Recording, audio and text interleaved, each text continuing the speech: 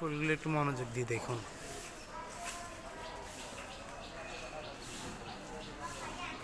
আচ্ছা, দরবার শরীফের ডান পাশের কাজগুলো।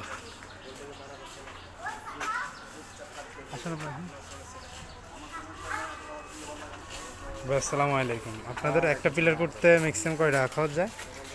একটা পিলারে ম্যাক্সিমাম এগুলো এই ধরনের পিলার করলে 20 টাকা খরচ হবে।